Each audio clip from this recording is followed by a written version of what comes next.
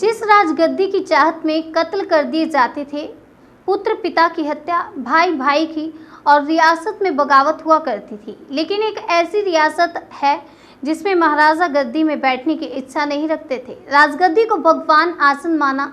रीवा रियासत देश की इकलौती रियासत है जहां आज भी होती है। आपको बता दें, जहां आज भी राजगद्दी की पूजा होती है, रीवा में ये परंपरा आज भी कायम है। यहां राजगद्दी में महाराज नहीं बैठते हैं, राजाधिराज। राजशाही ठाट बाट में राजगद्दी का अपना विशेष महत्व होता है। जिसकी गद्दी जितनी बड़ी, उसका वैभव उतना बड़ा। ऐसे में भला कौन राजा महाराज इसमें बैठना नहीं चाहेंगे। रीवा रियासत के लगभग 450 वर्ष के इतिहास के दौरान कोई महाराजा राजगद्दी पर नहीं बैठे। राजगद्दी में बैठाया राजाधिराज भगवान विष्णु को।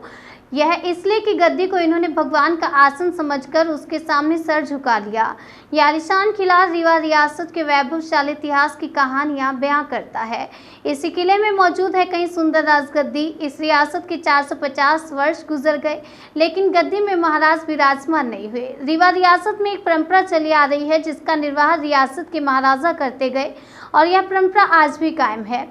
रीवा रियासत के महाराज पुष्पराज सिंह वर्षों से चली आ रही इस परंपरा को आज भी कायम रखे हुए है। गद्दी पूजा के बाद महाराज के द्वारा नीलकंठ छोड़ा गया क्योंकि उसको शुभ माना जाता है। महाराज ने सभी नगरवासियों को दशहरे की शुभकामनाएं दी और भगवान से सभी देशवासियों की खुशहाली और समृद्धि की प्रार्थना की।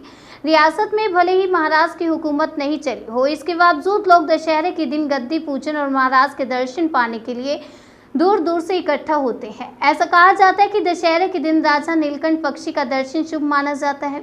इसी वजह से लोग महाराज के दर्शन के लिए उमड़ते हैं। और भले ही रीवा रियासत की हुकूमत अब जनता पर ना रही हो, लेकिन आज भी ग्रामीण लोग महाराज को अन्नदाता ही मानते हैं। बहरहाल रीवा रियासत की यह परंपरा सदियों से जीवित है और इस परंपरा को यहाँ के महाराज बखूबी निभाते चले आ रहे हैं। ये लगभग 350 साढ़े 300 वर्ष पुराना ये त्यौहार यहाँ पर इस प्रकार से मनाया जा रहा है। महाराज वेंकटरमन सिंह जी और उनके पहले ही से ये आरंभ हुआ। महाराज गुलाब सिंह जी और फिर हमारे अन्नदाता पिताजी, और इसको हम लोगों ने कोरोना काल के बावजूद भी इस बार पुनः जीवित किया है, बरकरार रखा है।